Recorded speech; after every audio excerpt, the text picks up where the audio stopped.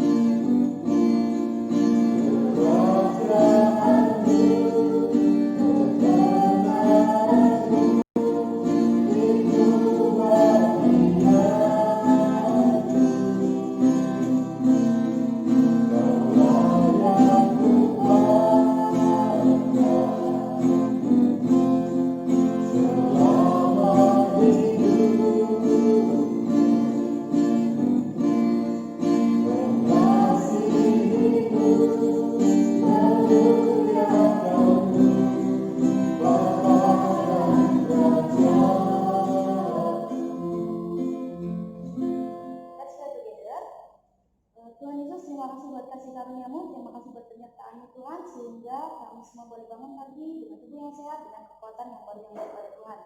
Tuhan, pada hari ini sebelum kami memulai kegiatan belajar dan mengajar kami pada hari ini, Tuhan kiranya tolong supaya kami pada hari ini dapat melakukan semua aktivitas kami dengan baik.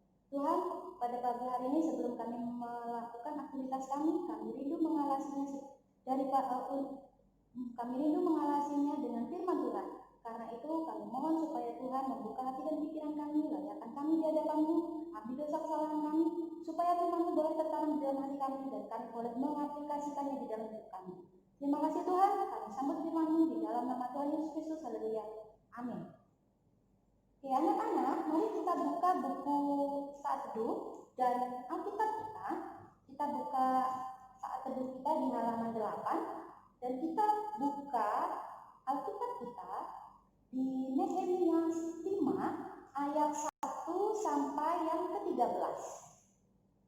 Oke, tapi kita akan bacakan nanti ayat yang ke-8 dan ayat yang ke-9 ya.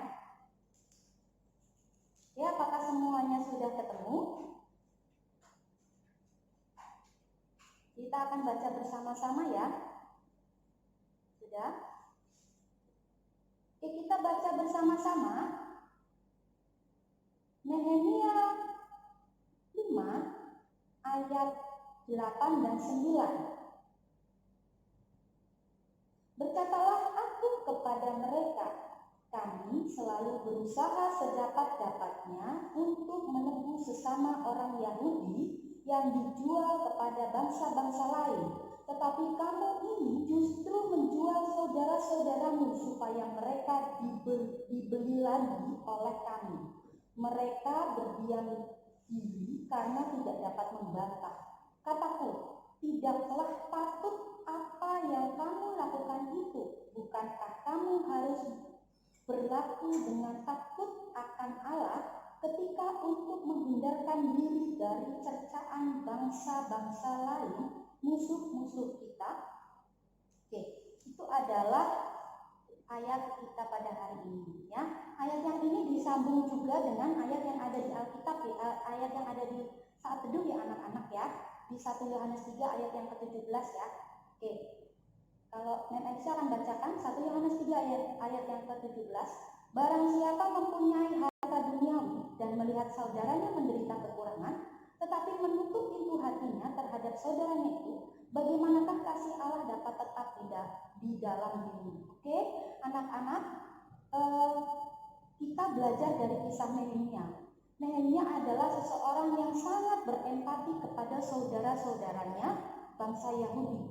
Nehemia melakukan segala sesuatu supaya saudara-saudaranya ini terbebas dari perbudakan ataupun dari kemiskinan dan yang lain-lain. Tetapi menjadi sesuatu hal yang miris di bangsa Yahudi ini sendiri. Kenapa? Karena ternyata bangsa Yahudi ini malah menjual saudaranya, dan setelah dijual sama Nehemia, karena Nehemia merasa berempati, Nehemia membeli. Jadi bangsa Yahudi menjual, Nehemia membeli, bangsa Yahudi menjual, Nehemia membeli, dan Nehemia ternyata akhirnya mereka mengaku kepada Nehemia, dan Nehemia tadi seperti yang dikatakan di ayat 8 dan 9, Nehemia marah karena ternyata bangsa Yahudi itu malah lebih mementingkan dirinya, bukan orang lain, tidak memiliki empati terhadap orang lain. Jadi Nehemia di situ berkeinginan supaya bangsa Yahudi itu bertobat, berhenti melakukan hal-hal yang tidak berkenan di hadapan Tuhan itu. Ya, di sini dikatakan di ayat yang di paragraf yang kedua ya nak, hal ini menunjukkan bahwa dia memiliki empati yang tinggi terhadap sesamanya. Bukan mendengar kabar, begitu mendengar kabar bahwa saudara-saudaranya mengalami penderitaan, ditambah tembok-tembok Yerusalem runtuh, hati Nehemia hancur berkeping-keping. Kemudian di situ Nehemia meminta, kalau anak-anak baca di Alkitab yang seterusnya sampai ayat yang ke-13, di situ dikatakan bahwa Nehemia memaksa dan meminta bangsa Yahudi untuk bersumpah, berjanji di depan Tuhan supaya mereka berhenti melakukan hal yang tidak baik itu. Ya, jadi Nehemia ingin supaya bangsa Yahudi memiliki empati juga terhadap saudara-saudaranya. Ya, nah sekarang di dalam kehidupan kita anak-anak, itu juga harus seperti itu. Saat kita melihat banyak orang yang miskin, kalau di sini di buku saat itu kita dikatakan kekurangan, anak yatim piatu, dan itu adalah apa ya? Pasti akan banyak di sekitar kita. Saat kita melihat mereka, apakah kita mau mengulurkan tangan kita kepada mereka? Nah, itu yang Nehemia ajarkan kepada kita pada hari ini, yaitu berempati kepada penderitaan orang lain. Saat orang lain menderita, ada yang kekurangan, kita juga harus berempati dengan mengulurkan tangan kepada mereka. Ya, ingat sekali lagi kalau di sini yang bisa katakan bahwa empati adalah kasih yang nyata. Ya, kalau kasih yang hanya sekedar diucapkan, kasih itu hanya simpati. Saya bersimpati dengan Anda, Bapak. Nah, saya bersimpati dengan Anda, nak, kasihan, bla bla bla ya. Tapi kalau yang ini dikatakan, apakah kita mau mengulurkan tangan? Berarti kita membantu mereka dengan apa yang kita punyai, dengan apa yang kita bisa. Ya, itu saja hari ini renungan kita pada hari ini. Kita sudah belajar tentang Nehemia yang berempati dan Nehemia yang mengajarkan bangsa Yahudi untuk berempati kepada saudara-saudaranya. Oke, renungan kita pada pagi hari ini kita akan berdoa.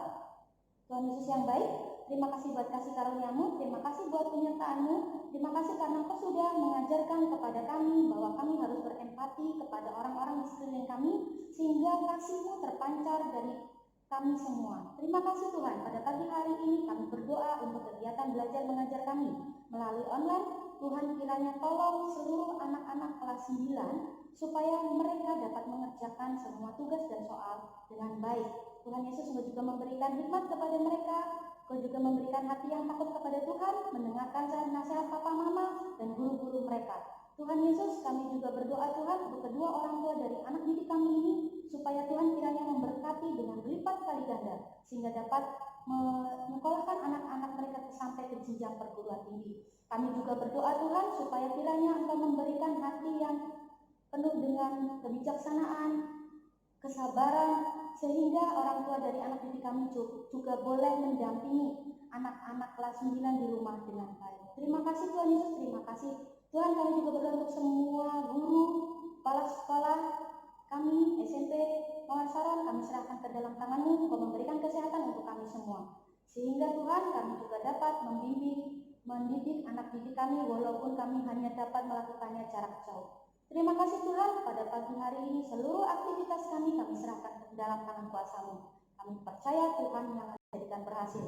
Di dalam nama Tuhan Yesus Kristus, haleluya, amin. Selamat pagi, Tuhan Yesus memberkati.